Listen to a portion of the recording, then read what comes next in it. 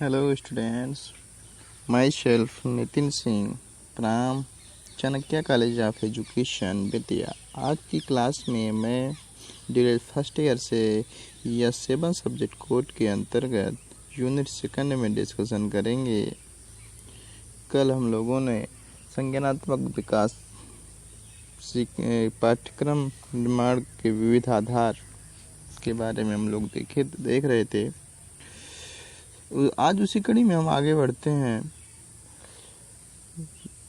सीखने के उद्देश्य, प्राथमिक स्तर पर गणित सीखने के उद्देश्य में एनसीएफ की क्या गाइडलाइन है उसके बारे में थोड़ा आइडिया देते हैं। जैसे रही बात गाइडलाइन एनसीएफ की 2005 के, तो इसके बारे में थोड़ा हम समरी बताते हैं। एनसीएफ गाइडलाइन जो हमें मिला, ये रवीन्द्रनाथ जैसे नेशनल करिकुलम फ्रेमवर्क 2005, ये रवीन्द्रनाथ टैगोर जी की निबंध सभ्यता प्रगति से लिया गया और इसमें खंड वाइज अलग अलग गाइडलाइंस दिए गए, हर सब्जेक्ट्स के लिए उद्देश्य दिए गए। खासकर हम गणित सीखने के उद्देश्य भी प्राथमिक स्तर पर हम डिस्कस करेंगे। गणित के बारे में क्या क्या उद्देश्य गणित के लिए दिए गए, थोड़ा सा हम समझने का प्रयास करते हैं। गणित सीखने के उद्देश्य, गणित की शिक्षा का मुख्य उद्देश्य बच्चों के गणितीकरण की क्षमताओं का विकास करना। गणित सीखने का प्रथम उद्देश्य तो यही है, फर्स्ट लाइन, कि बच्चों में गणितीकरण की क्षमता का विकास कर दिया जाए। नेक्स्ट, सेकंड, स्कूली गणित का सीमित लक्ष्य, जो हम स्कूल में गणित पढ़ते हैं उसका सीमित लक्ष्य जो लाभप्रद क्षमताओं का विकास, विशेषकर अंक ज्ञान, संख्या ज्ञान से जुड़ी हुई क्षमताएं, संख्यांक, संक्रियाएं, मापन, दशमलव, प्रतिशत आदि, ये सब सीमित लक्ष्य बच्चों में को आने चाहिए। प्राथमिक स्तर पर गणित सीखने के ये उद्देश्य होने चाहिए।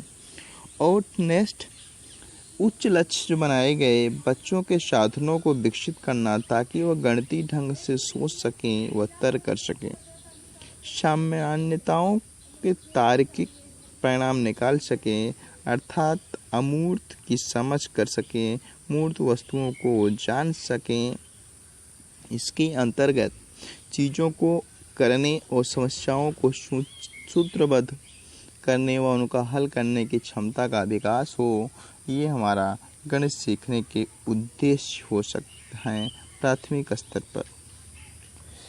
राष्ट्रीय पाठ्यचर्या रूपरेखा की गाइडलाइन हम लोग देख रहे हैं, इसमें हम गणित सीखने के उद्देश्य पे थोड़ा चर्चा कर रहे हैं। इसी कड़ी में थोड़ा आगे बढ़ते हैं कि इसमें उद्देश्य में बताया गया, इसके लिए ऐसी पाठ्यचर्या का निर्माण किया जाए जो महत्वाकांक्षी हो, सुसंगत हो, गणित के महत्वपूर्ण सिद्धांतों को पढ़ाएं। प्राथमिक स्तर पर उसे महत्वाकांक्षी का अर्थ मतलब ऐसा होना चाहिए जो उपरोक्त उच्च लक्ष्य की प्राप्त कर सके। महत्वाकांक्षी कहने का मतलब जो केवल सीमित लक्ष्यों तक सीमित न रहे, हमारे सीखने के उच्च लक्ष्य, उच्च उद्देश्यों को प्राप्त कर सके।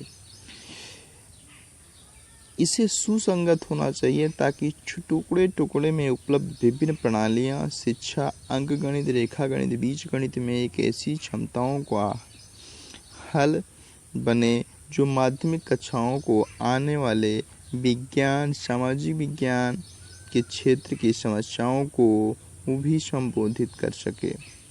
और यह अर्थ भी महत्वपूर्ण होना चाहिए कि बच्चे किसी समस्याओं का हल करने की आवश्यकता को महसूस करें और शिक्षक विद्यार्थी दोनों ही ऐसी समस्याओं को हल करने में अपनी अपनी ऊर्जा व समय का सदुपयोग करें, सामर्थ्य लगाएं। गणित के पाठ्यचर्यों को 2 भागों में डिवाइड करने की बात की उन्होंने। एनसीएफ ने कहा कि गणित शिक्षा प्रत्येक विद्यार्थियों के दिमाग को आकर्षित करने के लिए क्या कर सकती है और यह विद्यार्थियों के संसाधनों को कैसे सुदृढ़ बना सकती है। इन 2 बातों को ध्यान रखना चाहिए। मुख्य बातें पाठ्यचर्या निर्माण में ध्यान देना है कि जो हम गणित की पाठ्यचर्या बना रहे हैं विद्यार्थियों को दिमाग को कैसे आकर्षित कर रही है और विद्यार्थियों के संसाधन को सुदृढ़ कैसे बना रही है, इन दो बातों को ध्यान देने की बात बताई। खैर, माध्यमिक स्तर पर जो गणित है ये अनिवार्य विषय है, अर्थात अच्छी गणित शिक्षा का अधिकार प्रत्येक विद्यार्थी को है। यह शिक्षा सुखकर व सहज होनी चाहिए। शिक्षक को भूमंडली के संदर्भ में अपना पहला प्रश्न उन्होंने बताया कि 8 साल की स्कूली शिक्षा के दौरान बच्चों को कैसा गणित पढ़ाना चाहिए जो उन्हें केवल उच्च माध्यमिक शिक्षा के लिए तैयार न करे बल्कि जीवन भर उनके काम आए। प्राथमिक स्तर पर बच्चों के ऐसी गणित की शिक्षण नहीं देना चाहिए कि जो उनको माध्यमिक स्तर पर काम तो करे लेकिन साथ ही साथ उनके दैनिक जीवन में भी उसका जीवन भर उसका उपयोग कर सकें। प्राथमिक स्कूल में सिखाए जाने वाले गणित में अधिकतर कौशल उपयोगी होने चाहिए और पूर्ण वर्धित उच्च लक्ष्यों की प्राप्ति भी होनी चाहिए। पाठचर्या को पुनः अभिव्यक्तिकरण करने के से बच्चों में उस समय का बेहतर उपयोग कर सकें जो स्कूल में व्यतीत कर रहे हैं। पाठचर्या का पुनः अभिव्यक्तिकरण करने का मतलब जो पाठचर्या का निर्माण एनसीईआरटी या एससीईआरटी के द्वारा बनाया जाए परिषदीय विद्यालयों के द्वारा, वो भी उसका अभिव्यक्तिकरण किया जाए, उसको देखा जाए एक शिक्षक के रूप में।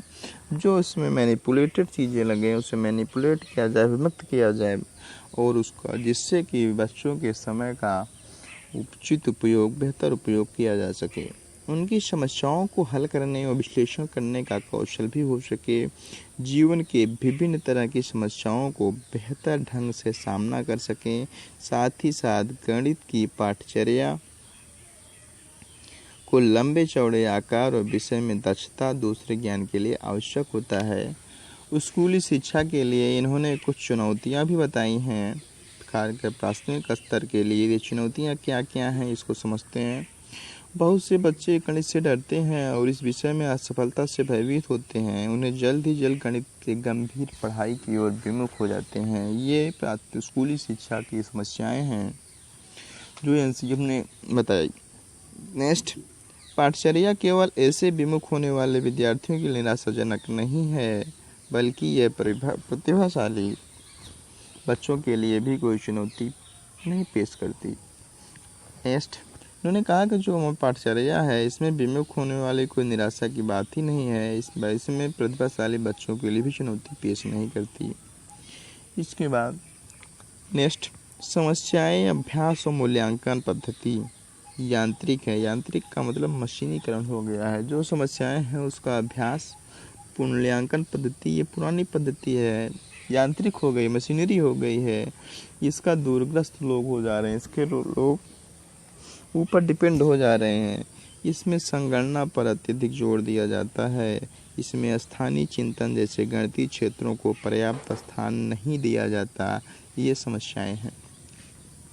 अध्यापकों के बारे में भी एक समस्या एनसीईआरटी ने बताई कि अध्यापकों को आत्मविश्वास व तैयारी की कमी है। उन्हें आवश्यक मदद में भी नहीं मिल पाती है। अर्थात जब शिक्षक सेल्फ कॉन्फिडेंस नहीं रहेगा, उसमें तैयारी नहीं रहेगी, उसकी लैक रहेगी, तो प्रिपरेशन की लैक रहेगी तो उसे आवश्यक रूप से मदद नहीं मिल पाएगी, शिक्षण कार्य बाधित होगा। इन सब के लिए इन्होंने स्कूली शिक्षा के लिए कुछ प्राथमिक स्तर पर शिक्षा के लिए स्कूली शिक्षा के लिए कुछ गाइडलाइन दिए जो इस प्रकार है। उन्होंने बताया कि बच्चे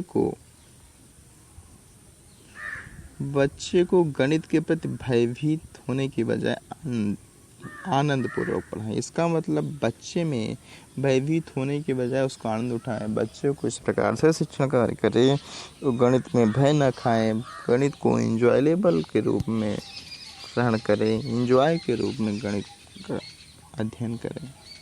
नेक्स्ट, बच्चे महत्वपूर्ण गणित सीखें। गणित में सूत्रों, यांत्रिक क्रियाओं, प्रक्रियाओं से आगे भी बहुत कुछ है। ऐसा नहीं है कि गणित में केवल यांत्रिक सूत्र और कुछ प्रक्रिया ही है, इसके अलावा और कुछ भी है। बच्चे सिस्टमेटिक रूप में महत्वपूर्ण चीज़ों को भी गणित में सीखते रहें। नेक्स्ट,